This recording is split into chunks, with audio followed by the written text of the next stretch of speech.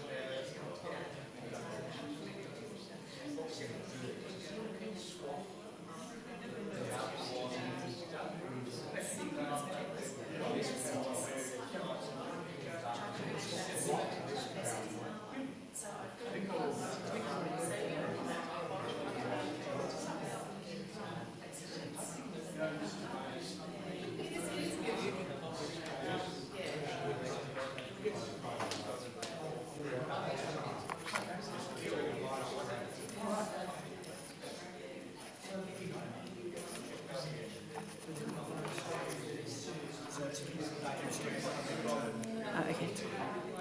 Right. Clicker will move once you've been introduced, so changing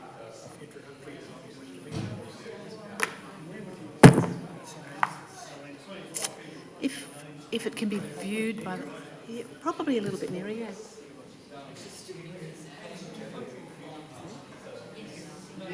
Yep, so that people can see.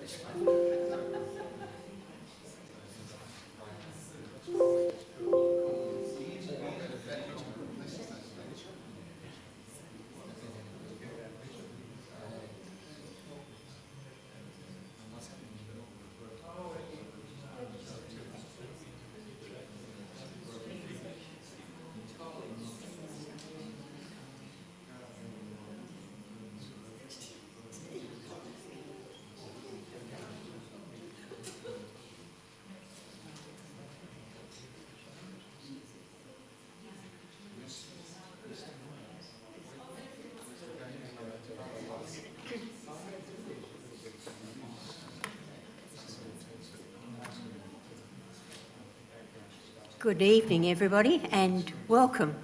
Welcome not only to those people sitting on the seats in front of the screen, but to those people who will be seeing this program online and those who will view it later as a recording.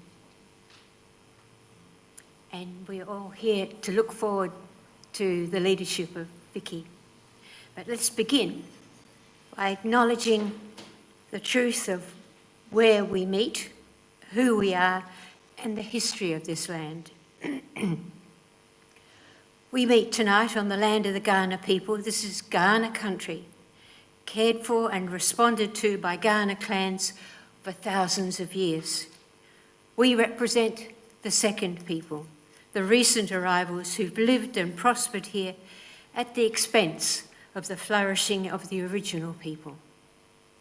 We live in a time when we can make new responses and accept the invitation expressed in the Uluru Statement of the Heart to walk together in a movement of the Australian people for a better future.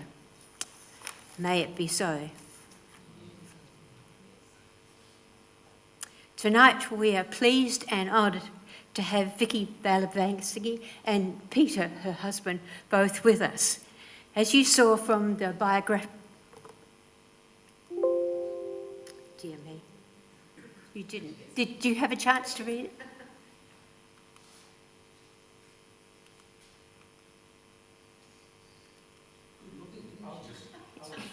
Yes, lucky it's a pleasant photograph. Have I misspelled your name, Vicky?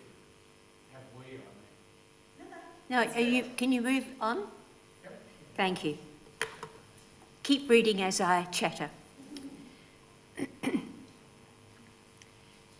We are pleased that Vicky's here because she's not only a highly experienced scholar and educator, but I think most significantly, Vicky generously shares her learning, her experience within the church and with her direct experience and actions with First Nations people.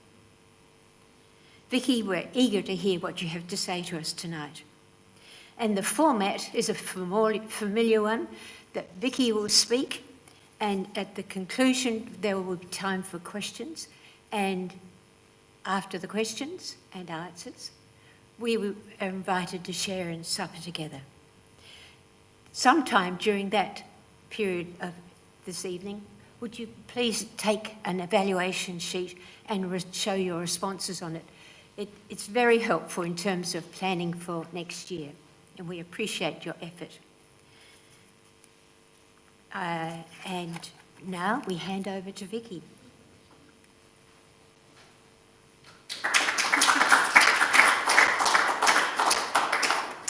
Well, it's a great pleasure to be with you again and to have this very interesting topic, which is the wonder of the scriptures to be reinterpreted. As I speak, Fergus is going to load, there we are, he's done it already, thank you very much, my slides. And you may have seen the advertising.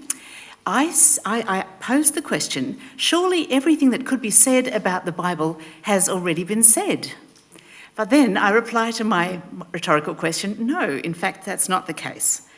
Using new methods and perspectives, there is yet more light to be found. So my plan today, this evening, is to say something very generally about the methods that we are now using, and then to go into two particular examples of some newer methods that have, I think, made a difference. And I'm talking about my own work here, my own research. So I'll be really delighted to talk with you about that. So it'll be divided essentially into two parts, and after the first part I will pause and we can take some questions, and then depending on how we're going for time, I will present the second one, and then we'll have some more questions, time permitting. All right, so the two areas that I'm looking at, could it be that the translations of the Bible have all got a particular thing wrong? What would it take to change some words in a way that makes a real theological difference? So that's the first of the examples I'm going to tackle. And the second one, what if a universally accepted idea in the interpretation of the New Testament has been based on a logical fallacy? So that's the second part to this. So here we go. Where do I press here? Yes, do, why not? That'd be great. So I have been pressing the... Oh, okay, indeed. Thank you, that is very helpful. There we are, indeed. Okay, so that's the first question I just posed, and that is the second one. And we will step into this first question of whether we have always understood the Greek of the Greek New Testament and therefore translated it correctly. In 2017, in Cambridge, in the UK, there is a place by the name of Tyndale House, which does a lot of work on New Testament studies, and in particular on manuscript research. And in 2017, the Tyndale House scholars edited a new version of the Greek New Testament. It's called the Tyndale House Greek New Testament, and here I have a copy in my hand. I'll say a little bit more about what they did differently in this text, but you can see a couple of them there. The one with the blonde hair is Dirk Jonkind, who is the general editor and a fine scholar. So what they undertook to do was to embark on a rigorously philological approach. And that means, while a few trusted Greek texts are in print, as we have one here, significant advances have been made in the studies of New Testament manuscripts since a standard text was adopted by academics in 1975. So this, in my hand, is the standard Nestle-Aland Greek New Testament, and that reflects the best scholarship up until about the mid-70s. The Tyndale House Greek New Testament has been created under the oversight of editors Dirk Jonkind and Peter Williams, together with a team of scholars from Tyndale House.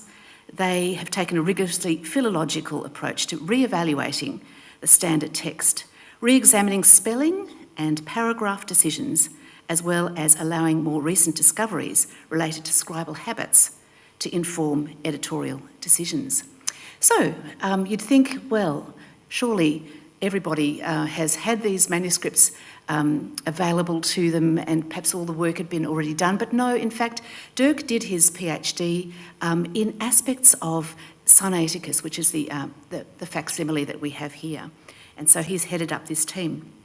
Now, in 2018, I had sabbatical, and I went with Peter to stay at Tyndale House for 6 months. And that's me sitting in my carrel, and I was working primarily on research in relation to Colossians, and that research has since been published in my commentary on Colossians from an Earth Bible point of view. So that in itself is a different scholarly approach. But one of the things that Dirk Jonkind has said about the Tyndale House Greek New Testament, it surprises. This is what Scripture does in general, yet it is remarkable how details such as a different paragraphing allows us to see things in a new light. Now, what does that mean, a different paragraphing? Well, when you open up the traditional Greek New Testament, you find that the layout of the text tends to indent things that we recognise as being maybe hymn fragments and otherwise set it out in a straightforward manner. But when you look at the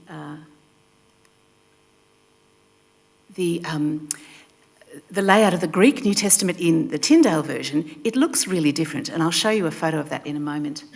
So the passage that I was working on at the time was chapter 1 of Colossians, and in particular, I noticed some things. So let me just read you out this passage. This is in the New American Standard Version, which is a bit old-fashioned, but it is perhaps the most literal of all our translations.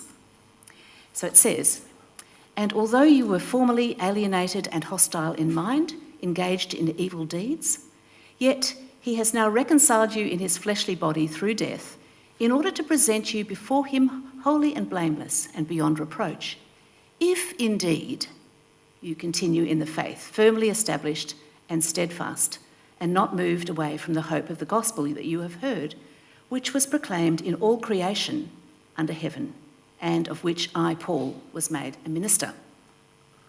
So I was working on this passage for the Earth Bible, and of course it's an interesting text from an Earth Bible point of view, because it mentions all creation under heaven and having the gospel proclaimed to all creation. So that was in itself a very interesting question. But I noticed that the way it's laid out in the English isn't the way it was laid out in the Tyndale House version.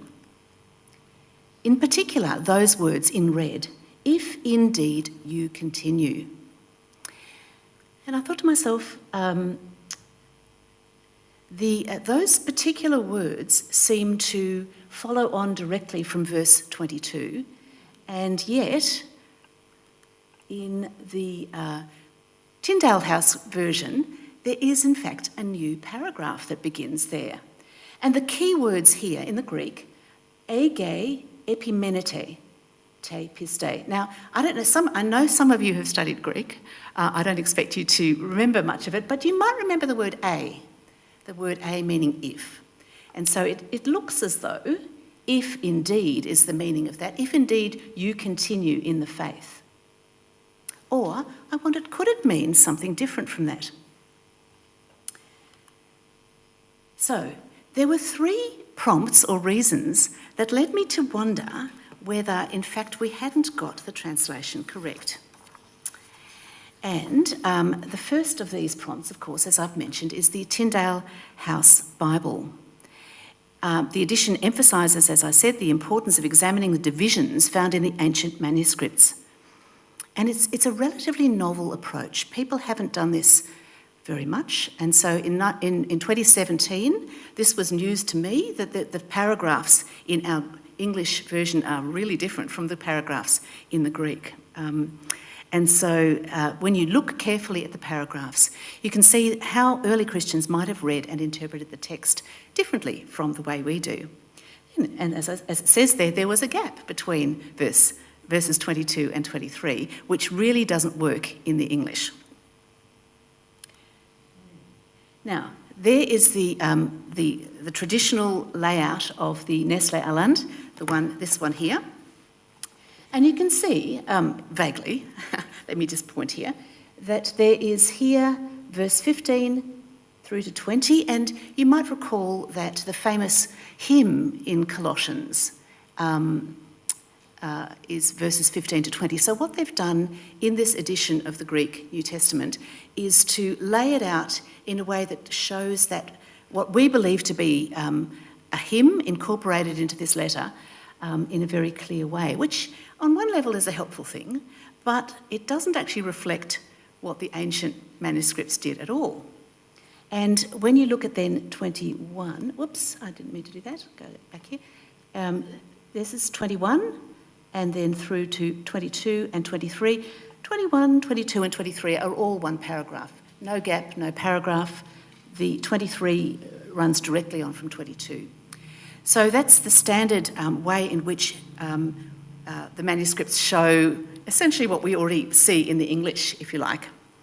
Now, the Greek New Testament of Tyndale House, you can see this is verses 21 and then 22, and then 23 is a little paragraph all on its own. That's a bit odd, I thought to myself.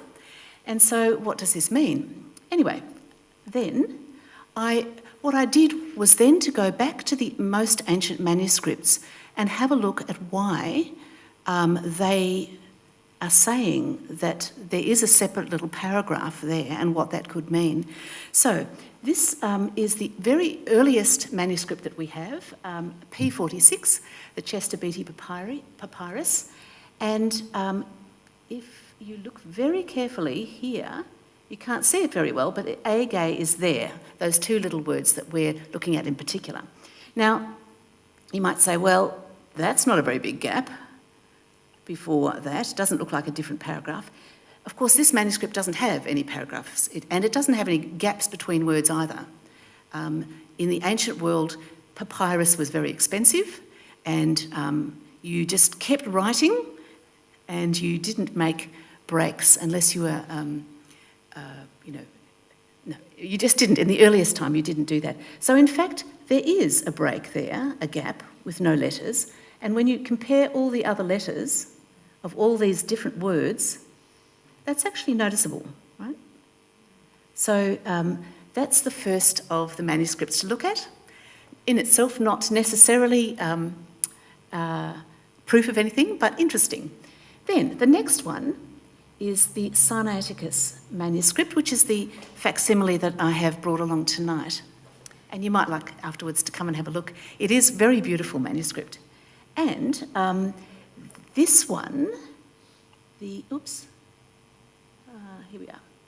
This is the agay that we're looking at here, but there's actually, look, a long gap. That's interesting.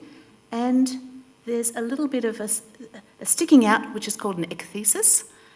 And so it does seem that by the 4th century, verse 23 does begin a new thought. So that was interesting. Then Alexandrinus, which is 5th century from Alexandria, we notice that agay is now significantly different. That's actually that's the first of the letters of agay there, and we have a long gap here as well. So the ekthesis is even more noticeable here. That definitely does look like a new paragraph, doesn't it? And then we've got Vaticanus, the famous 4th century one in the Vatican. And again, we have agay here. We don't have an ekthesis sticking out, but we do have a little semicolon punctuation there, which is interesting. And it does begin a new line. So again, that looks like a significant break. And then the last one I've got here for you to look at is, this is not a facsimile of a manuscript, it's been re-scripted, but it is a 5th century manuscript. And here again, you've got ege, the ecthesis is obvious, and a long gap here. So by the 2nd century, 2nd to 3rd, and even 4th and 5th century, there does seem to be a real paragraph break there that we have no idea of in the English. So that made me think. And again, just to remind you of the way in which this is normally translated, it has, and although you were formerly alienated and hostile in mind, engaged in evil deeds, of course, notice the italics there, that means the New American Standard is telling us that there's a little bit of an additional word that they've put in there. Engaged in evil deeds, yet he has now reconciled you in his fleshly body through death in order to present you before him holy and blameless and beyond reproach, if indeed you continue. As we read it, it does seem to follow directly on. I've put a big gap there, but it doesn't seem to work as a new paragraph because it seems to be grammatically dependent on verse 22. So, I came to think that the break implies that we haven't fully understood this passage and that we haven't actually translated it correctly. So, if verse 23 were understood to be conditional upon verse 22, we would not expect the early scribes to have indicated any break between this sentence and the previous one. I consider this cumulative manuscript evidence, the one that I've set out for you just now, to be a weighty indication that the earliest Greek witnesses considered this to be a new thought, not dependent upon the previous verse, either grammatically or logically. So this is a little quote from the article that I then came to write. Given the strong early evidence for a break between verses 22 and 23, it is legitimate to explore the possibility that we haven't fully understood verse 23. So, now, having determined that there was a case to be made here, how do you then go about making that case and thinking differently about it? So what I needed to do was to look more carefully at those little tiny words, ege. Now, as I've mentioned, anyone who studied Greek will have learnt this little word, and that little word means if, normally. And the ge, well, it's one of those strange particles that maybe doesn't really mean anything much. And one of the scholars who's talked about ge in his book, The Greek Particles, says the conditional particle a means if or since, but ge is one of the subtlest and most elusive of particles. So that didn't help me much, did it? Because, I mean, how do I make a case that this means something different if the little particle ge can mean anything, really? Nevertheless, what he did say was that it is often the case that it has a determinative function, so, and specifying something. And it would mean something like so, if so.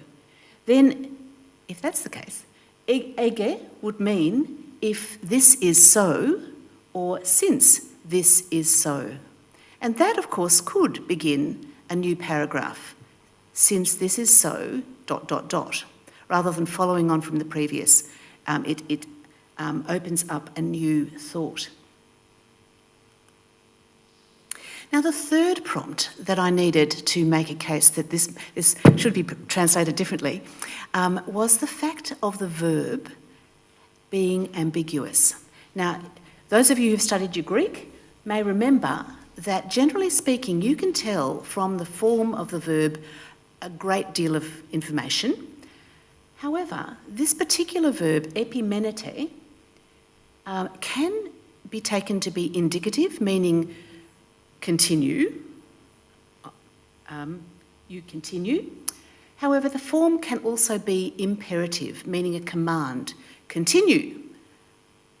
So, given the considerations set out above, I propose that taking epimenete as an imperative, continue or remain, results in a better reading and a new paragraph. So that would mean something like, and you who were once estranged and hostile in mind, doing evil deeds, he, God, has now reconciled in his fleshly body through death, so as to present you holy and blameless and irreproachable before him. Since this is so, continue in the faith. So I've made the case, with a lot more material backing it up, but that in fact we do have a new paragraph, and it doesn't follow on directly. It says, since this is so. Now, in fact, this has some theological significance. Now, I don't know whether you've noticed that if we had the traditional way of reading it, it essentially says, God has done this wonderful thing for you if, and you will get it if you remain faithful. Now, that's actually not a very Pauline thought, is it? Because God's action is not dependent on our behaviour. With this different reading, in fact, that relieves and clarifies the theological meaning, not to say our actions determine what God is able to do, but rather God has done these things, and on that basis, since this is so, continue in the faith. So instead of meaning if indeed you continue in the faith, it means something like this being the case, or accordingly continue in the faith. One of the things I had to do to make this case, and of course being in the context of Tyndale House was a real privilege because I was surrounded by these scholars. And when you work at Tyndale House, at 11 o'clock every day, they bang a gong and everybody traipses out from the library and you go to morning tea and afternoon tea at 4 o'clock.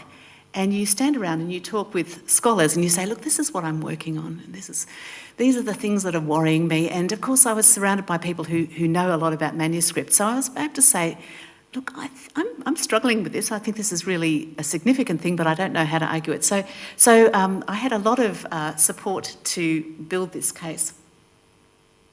And they said, of course, you need to compare other instances where age is used. And so there are a few instances, those ones there that I've named. Each of them uses an exclamatory, often elliptical kind of use of age, but there is one that's perhaps the closest. It's pretty strange. It was one of those strange passages from Paul, 2 Corinthians 11:16. So I repeat, again I say, let no one think or consider me to be a fool. But if you do, or since you do, then accept me as a fool so that I may boast a little bit. So that's a very similar use of a and get. Of course, they're separated by two other words. And it's in the negative, not the positive. But nevertheless, it actually does imply a similar thing. Since you do, they were saying that he was a fool, and so he's playing with that when he writes this sentence. As I've said, I think that this translation is truer to Paul's thought. Theologically, it's a significant insight. Colossians 1:23 no longer needs to be understood to claim that our salvation is predicated on our own actions, which is indeed a thought that is foreign to Paul's confidence in the gospel. God is the God of steadfastness and encouragement, who enables us to live accordingly and calls us through Paul's witness to continue to do so. And therefore, that is the imperative. Since this is so, continue on in the faith.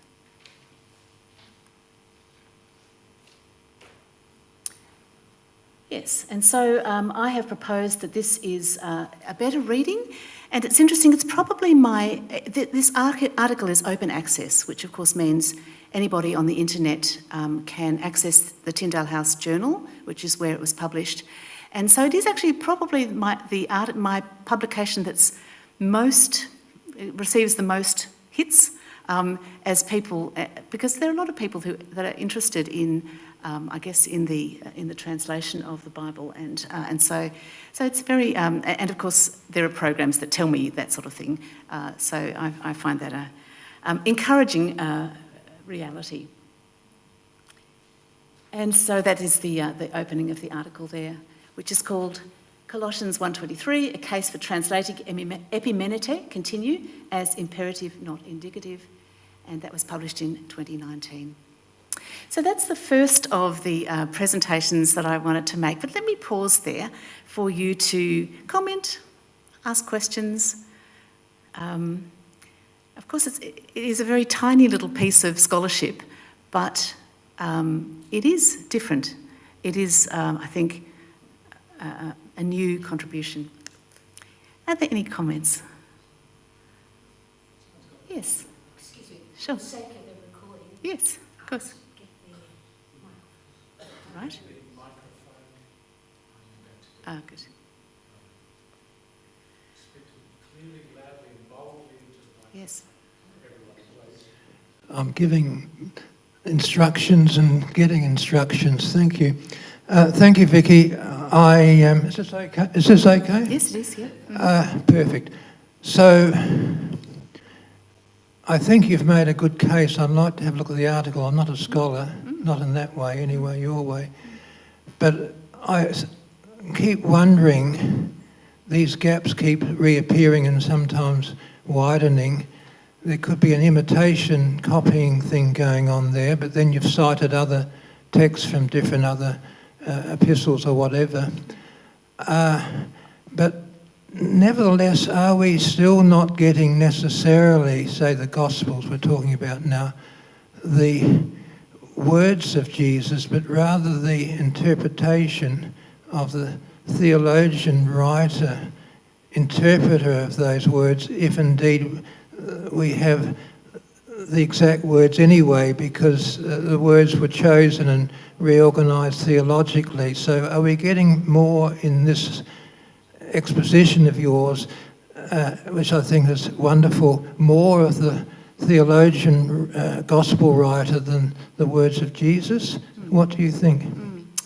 Thanks for that question. Certainly, this is a particular study that's relevant to the Pauline corpus rather than the Gospels.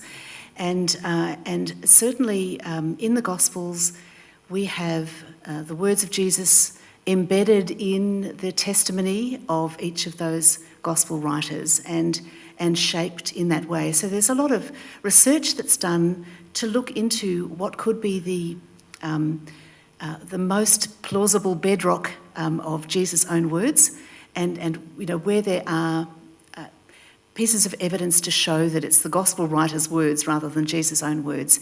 And that's certainly an area of scholarship that has received a lot of attention and important work, I think. Perhaps that has been going on for many years too, and I think, of course, it's a fascinating question to where do we find the bedrock Jesus words, if at all? So obviously tonight that's not my focus, but certainly a really important question. Thank you for that. Yeah.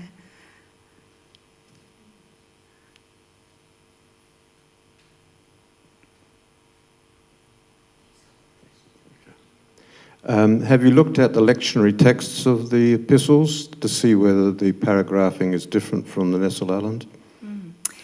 So the Nestle-Aland does list the various manuscripts, including lectionaries and other versions. So I was primarily working from the most ancient manuscripts that we have, and that's why the Tyndale House edition prompted me to do that. But I'm not sure when when it was that the paragraphing changed, and that would be an interesting question to follow up as well. But thanks for that question. Mm.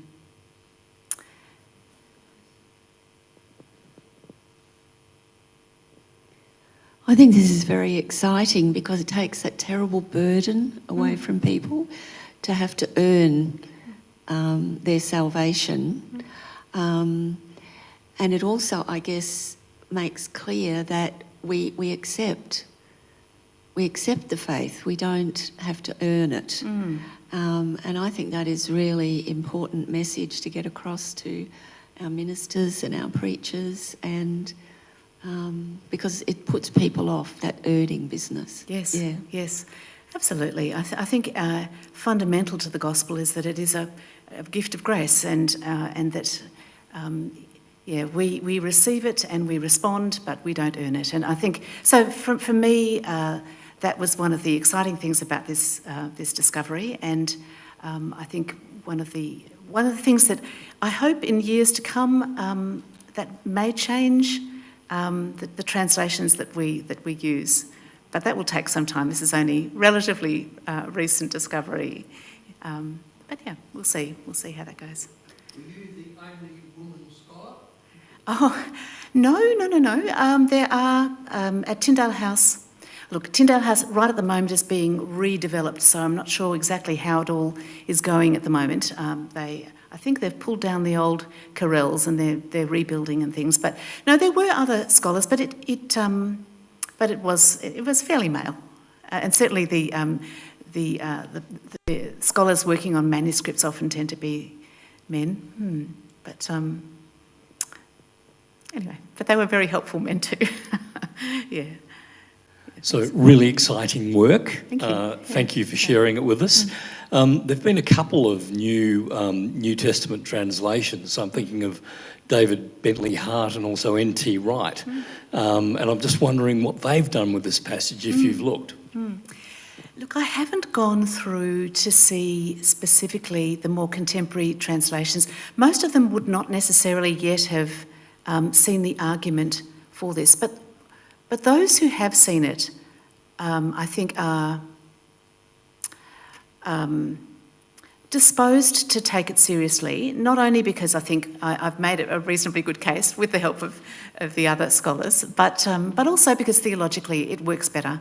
Now, of course, the question of whether Colossians is Pauline or not is another big question that scholars grapple with, and certainly European scholars tend to think of Colossians as being pseudepigraphic.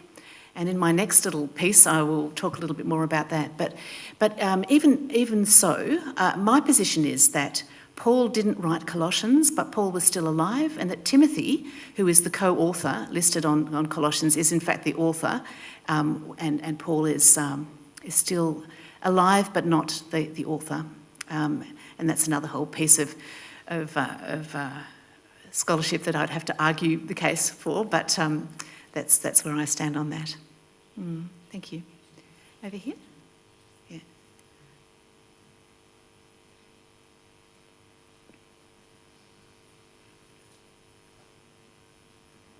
You mentioned the various sources you've had to go through at different times. I think going on to maybe the 5th century, I can't quite remember. The question that I have is, do we have any idea as to when the first source was, and what's the rationale for people continuing to change it? I realize it's a question you can't answer absolutely, but is there a sort of sequence that you can give us? Thank you for that question. I did the earliest of the manuscripts. Let me just go back to the picture of the first of them. That one is 2nd to 3rd century. The papyri are the earliest extant manuscripts that we have, and so the later ones, they're not on papyri, they're on vellum, so on parchment, but these ones are made out of papyrus reeds that have been crushed together in a crisscross sort of way, as you can see. They are, of course, not the original hand of the author.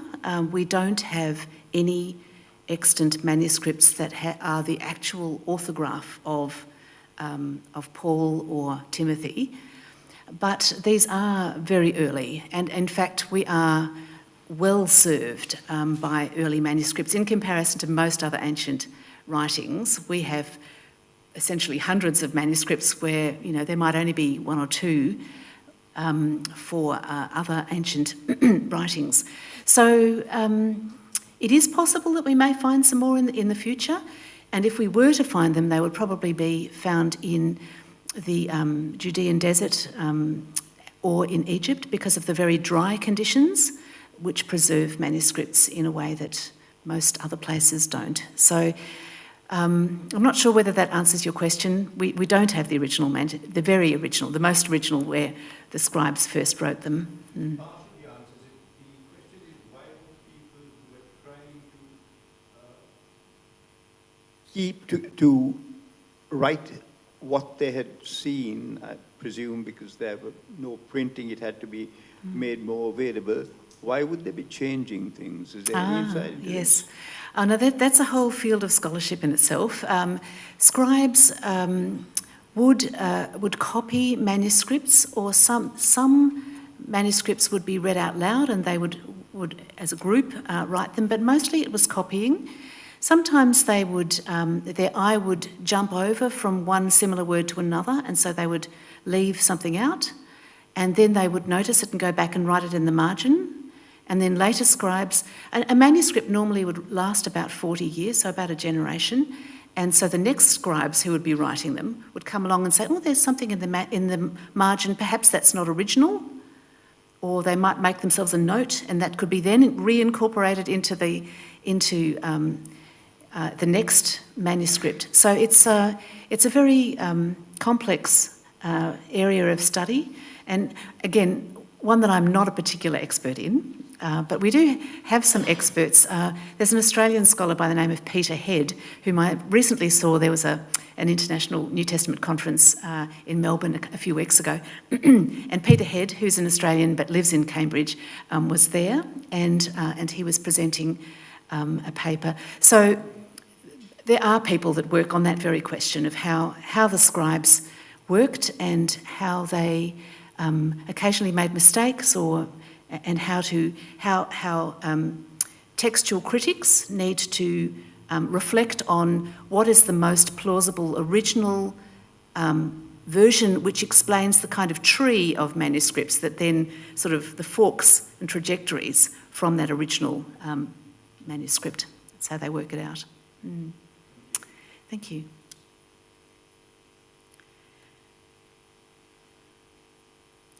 So as I prepare to move into the next one, I did mean to say that there are many recent approaches to New Testament studies that I think are shedding new light, and most of them are ones that bring together different contexts. So just as in my Earth Bible commentary on Colossians, I was bringing together Stoic philosophy and contemporary ecological issues together with an ancient letter, and seeing what new insights could flow from that. So too many others are bringing together different contexts and allowing new questions to arise from that. So I was asking my colleague, Professor Bart Briller, who's the new biblical scholar at college. Now that I'm the principal, I don't get to do that much of this anymore. Bart is the person who's doing most of the teaching, and his particular method is socio-rhetorical interpretation, and I asked him a little bit more about that. I know a little bit about it because I have supervised people who've used it in their PhD, but nevertheless it was interesting to hear what he had to say about it, and what sort of new insights could come through that. And in particular, he emphasised the rhetorical nature of manuscripts, so how they seek to persuade the reader and the research into that. And the rhetorical interpretive method is one that's becoming more popular these days. So back when I first was taught New Testament studies, it was all about historical critical method, and I think those of you who've studied New Testament will remember the kind of, the form criticism and source criticism and all of those key criticisms, redaction criticism. And certainly we don't throw those out the window in any way, because I think it's important they answer particular questions that we may have. But some of the newer criticisms are helping us to answer other questions, and particular more hermeneutical questions, so the questions of what does it mean in a contemporary world? So let me press on to my next example, and to click through them.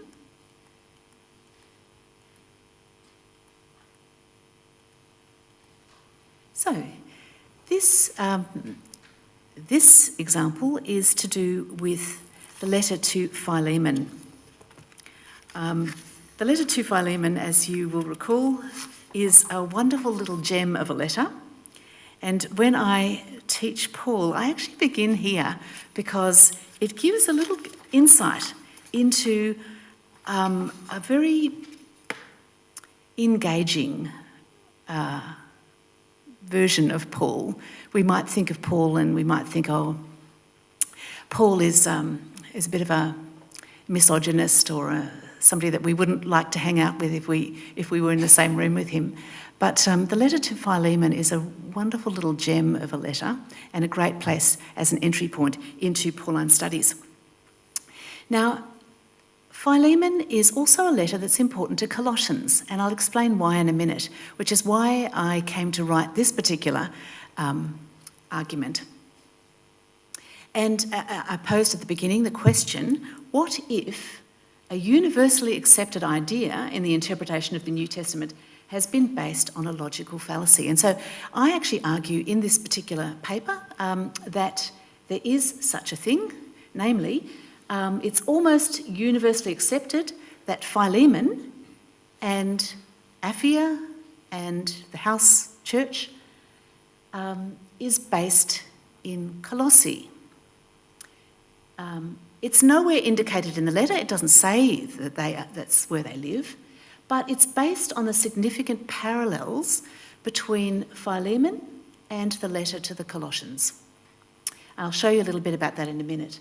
But I argue that they were not based in Colossae, and that we have correlated the data incorrectly. In fact, we have used a logical fallacy to bring the data together.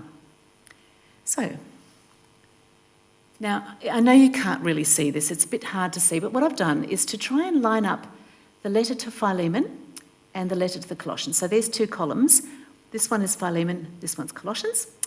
And in the letter to Philemon, we have a number of characters that are described. We have Paul, we have Timothy as the co-sender, we have Epaphras as Paul's fellow prisoner. Then we have some fellow workers, Aristarchus, Mark and Onesimus. We have Demas and Lucas, and we have the recipients, Philemon, who's described as a dear friend and co-worker. We have Aphia, our sister, and Archippus, the fellow soldier, and it's addressed to the church in Philemon's house. So we have this lineup of people described in the letter to Philemon, which is, of course, a very, very short letter. Then, over here in Colossians, we have some recipients in chapter 1 and others in chapter 4. We have, again, Paul, Timothy, Epaphras, so those three are the same. Then we have Aristarchus, who is also mentioned here. We have Tychicus, who's not mentioned here. We have Mark, who is mentioned. Onesimus, we have Jesus called Justus, we have Lucas, we have Demas, the recipients of the saints in Colossae and the faithful brothers and sisters in Christ. And we have some greetings and admonitions at the end, Nympha and the church in her house, and Archippus, who is to fulfil a service assigned to him in the Lord. So you can see that the lineup of these two groups is remarkably similar. And of course that has led to scholars thinking that there has to be a significant correlation. Notice please, as we, before I click over to the next slide, that we have Aristarchus was described as a fellow worker here in this one, in Philemon, and Aristarchus is now a fellow prisoner. That seems to be a little bit different. We also have Archippus as a fellow soldier here, and here we have Archippus who is to fulfil a service assigned to him in the Lord. So slightly different as well. We have some people listed here who are not mentioned in the other letter. Strikingly, Philemon, to whom the letter's addressed, doesn't come up. And that, of course, is a really problematic thing for scholars. If these two letters are addressed to Philemon and Colossae, why hasn't Paul written greetings to Philemon, to Apphia, and so Philemon's not there, Apphia's not mentioned. That's actually really rude. If and so, you know, scholars struggle to say, well, you know, why would he not have greeted Philemon and Apphia if it is written to the church in Colossae? And some say, well, perhaps he was travelling, but then that isn't that plausible. And then over here we've got Tychicus, who is possibly the lector, which means the person carrying and reading out the letter. So the letter bearer and lector, and he isn't mentioned in the letter to Philemon. So slightly different groups, but very similar lineup. Now, it's worth having a look at the map because over here, Colossae is here, not that far from Ephesus, and of course Rome is here. It's a very long boat trip. It's about 1,600 kilometres to sail from. You'd sail from Puteoli, which is the port of Rome, around and through to get around to here. Or you might go through the behind the Corinthian port there to get through and to the Lycus Valley. So a long distance. Now, Colossae, as we can see here, was located in the Lycus Valley near the Lycus River, and it was part of a threesome. So you've got Colossae there, you've got Hierapolis and Laodicea, all in quite a small group of cities. It was on the trade route from Ephesus to the east, so not that close to Ephesus either, actually. Now, one of the things that, as I was researching this, it became clear to me that the letters were not written at the same time. Now, many scholars imply that these two letters could have been actually carried both by Tychicus and they might have been written at the same time, but it's clearly not the case when you look carefully, because in the first letter to Philemon, Onesimus is the problem.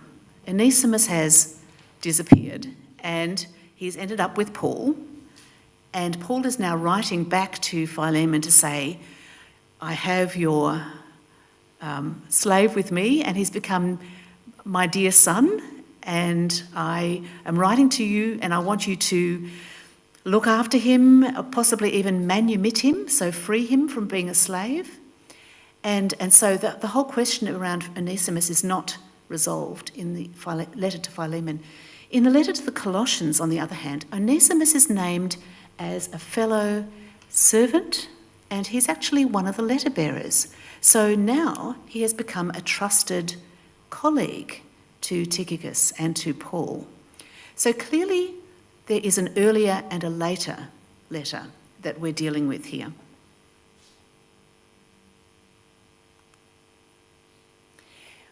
What do we make of the fact that Colossians ignores Philemon, Apphia and Archippus?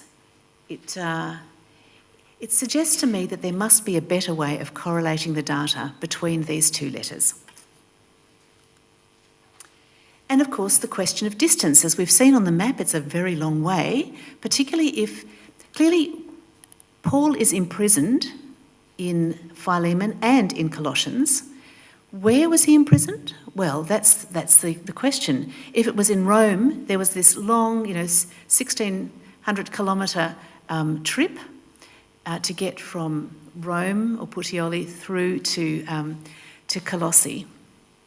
Or was he imprisoned more in a more local context? But there's no evidence for that. So that's a big question. Another question, of course, is if Onesimus is a slave who has run away from his master, what do we make of that? In Roman law, if a slave ran away and travelled such a distance, they would be a fugitive. There was a category of slaves who had run away, and that would be extremely, they would be treated very harshly as a fugitive. But there was also another category of slave who may have left without permission, but to go and seek help from somebody, but only in a local sense, and that slave would be understood as errant or ero. Now, was Onesimus a fugitive or was he errant? Now, this means that the question of distance is a big question. If he was trying to flee from Colossae all the way to Rome, he would definitely be fugitive and he would not have made it. It would be very unlikely that a fugitive slave would make it that far. But if he was errant and had sought out Paul as a mediator, that's much more plausible within Rome than it would be between Colossae and Rome, or even between Colossae and Ephesus. So the question of distance is really important, and part of the case that I was making was that it's likely that Philemon and Apphia and their house church was in or near Rome, and that Paul himself was imprisoned in Rome, and Philemon and Onesimus did not have a huge distance to go to catch up with Paul. Also, in Philemon verse 22, Paul writes, "Prepare a guest room for me, because I'm expecting to be released soon." And again, would you write that to somebody who's way away, which would take months to get to, over in Colossae? Or would you write that when you're writing to somebody who is not that far away?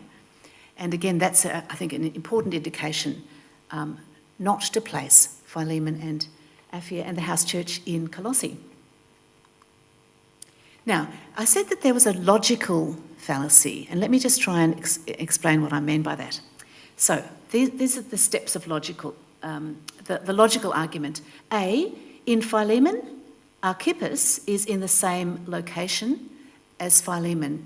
Remember, Archippus was one of the list of people, and he was described as a fellow soldier. In Philemon, he's together with Philemon. In the letter to Philemon, he is together with Philemon and Apphia. B, in Colossians, Archippus is in or near Colossae. Now, what's happened, generally speaking, in scholarship is you take the two pieces of information and you combine them, and you assume that the two letters were written and sent at the same time, and so reflect the same configuration of people and places, and so you conclude, C, Philemon and his house church are located in Colossae. Is that clear? So that the logic seems to be kind of foolproof, doesn't it? A and B equals C. However, A and B does not necessarily equal C. Now, that little sign there is the sign in logic to say not necessarily. The correlation between Philemon and Colossians, which leads us to assume that Philemon is in Colossae, is, as I've said, very well established among scholars, but it's founded on a syllogistic argument. So it's putting these pieces of logic together in a way that's not quite logical. If Archippus is with Philemon in one letter, the earlier letter, and Archippus is in or near Colossae in the second letter, that doesn't necessarily mean that he is in the same place, that Philemon is located in Colossae on the basis of those two pieces of information. C is possible if the two letters still reflect the same position, but it's not necessary. And of course, we are dealing with two different letters from slightly different times, an earlier and a later. So I argue that in fact we must see that A and B doesn't necessarily equal C. Now, how's that going? Does that make a bit of sense? I'll keep making this argument and then we can throw it around. So, what I then go on to argue is that Philemon, Apphia and the house church are in fact in Rome, not in Colossae. My theory removes the perennial problems that scholars have in terms of chronology. First of all, the fact that Onesimus is unlikely to have been a fugitive, one that runs all the way, escapes all the way from Colossae right around to Rome. The problem of distance from Onesimus to travel back to Philemon and then return again to Paul. So the letter says, I am sending him back to you, I'm sending my own heart back to you, and please send him back to me. So Paul is asking for Philemon to send Onesimus back once he comes. So if that were the 1,600 kilometres, that would be months and months and months and months one way, and similarly the other way. So that seems a really illogical thing. But to place them in Rome is much more plausible. Third, the intention of Paul to continue on westwards to Spain after his release and not go eastwards to the Lycus Valley. So if Paul is saying, prepare a guest room for me, we know that he was actually planning to go from Rome to Spain. He says that in Romans 16. So instead of imagining that he is expecting to be released to travel down to Puteoli and then take the 1,600 kilometre trip to Colossae, no, he's actually planning to be released from Rome, visit Philemon, Apphia and their house church, and then travel on to Spain. Then fourth, the absence of a greeting to Philemon and Apphia in Colossians is not a surprise because they're not in Colossae at all, they're in Rome. So it's not rude not to have mentioned them because they're not there. And then finally the enigma of Archippus. I haven't talked a lot about that, but Archippus in the first one is greeted and he's described as a fellow soldier, somebody ready to be deployed. And so he is the one who seems to have made that trip earlier, all the way from Rome through to the Lycus Valley. And we know that there were earthquakes at the time and that the Pauline network was engaged in caring for the churches there and networking with them. And so Archippus seems to have been a key person. And he is exhorted in Colossians to complete the task that he's been given. So obviously Paul and his associates are worried about what's happening with him. He hasn't done what they were expecting him to do or hasn't returned yet. So I propose that rather than living in Colossae, Philemon, Apphia and their house church are much more likely to have been in or near Rome. And that is the case that I make in this particular article in JSNT. And that forms another foundation for the work in the commentary. So, questions or comments? We're towards the end of our time now, but does that make sense? Did I manage to explain the sort of the logic of it? Yeah.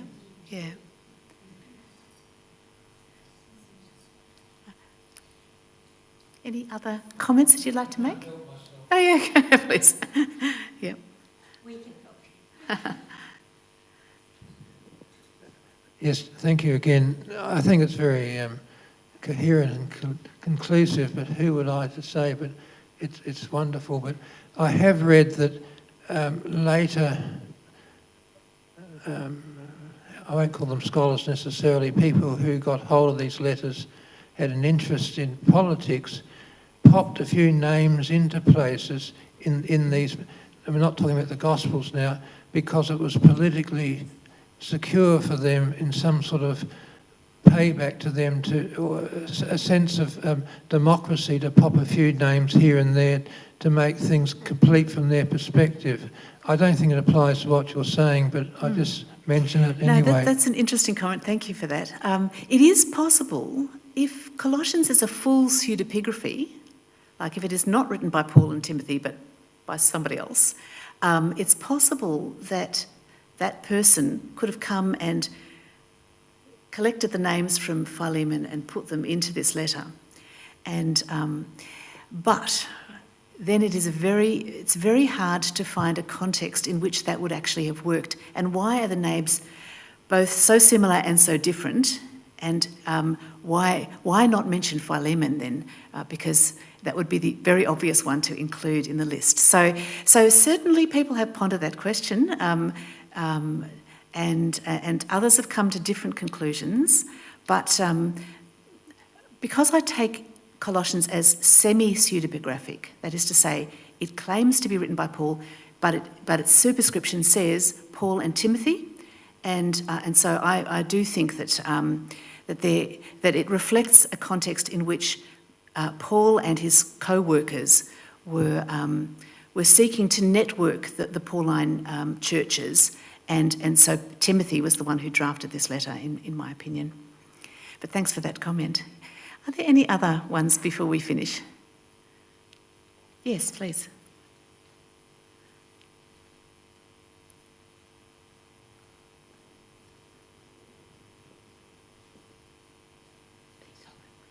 Okay, it's working now. I've already read those two letters as a social separation rather than a geographical separation. So what from those letters actually makes you sure that it's not two cliques in the one greater church in the one geographical place? Yeah, tell me a little bit more about what you mean by two cliques. All right. I've always thought that it was an elopement rather than a friendship, rather than an escaped fugitive convict, and that Paul's making an explanation of that situation.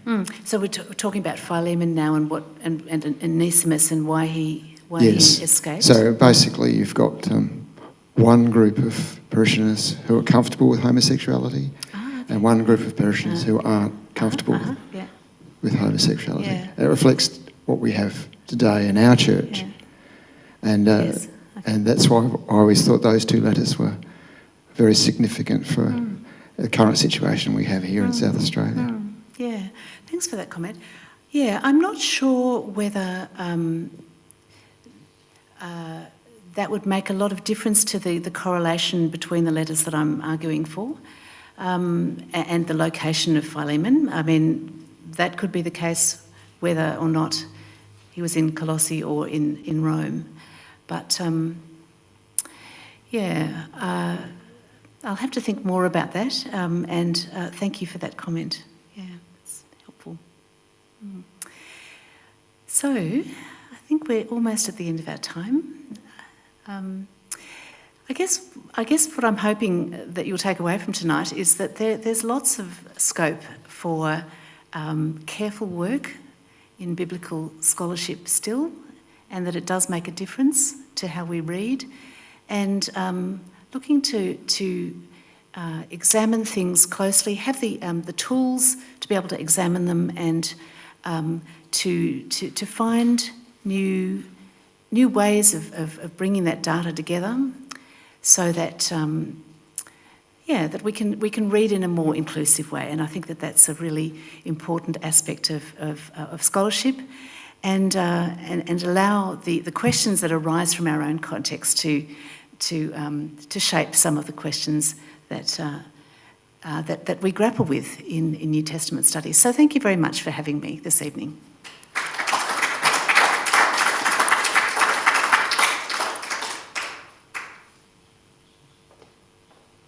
Thank you very much.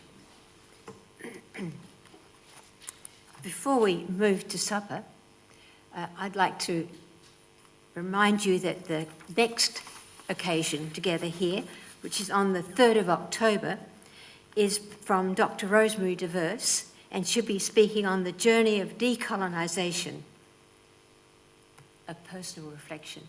Now, I don't know where you stand on this, but I know that for me that this is one of the most crucial subjects that should be on the minds of most alert Australians. This is a time for us to be considering the power of colonisation still present in Australia, and what do we do about it? And so I personally am really looking forward to the next time, and I hope that you are looking forward and will be there too. That should be a very worthwhile evening. Now, we're going to have supper, and as we move into the other room, you may want to have another conversation with Vicky on the way. So if Vicky stands still, you can parade past her. Vicky, thank you very much.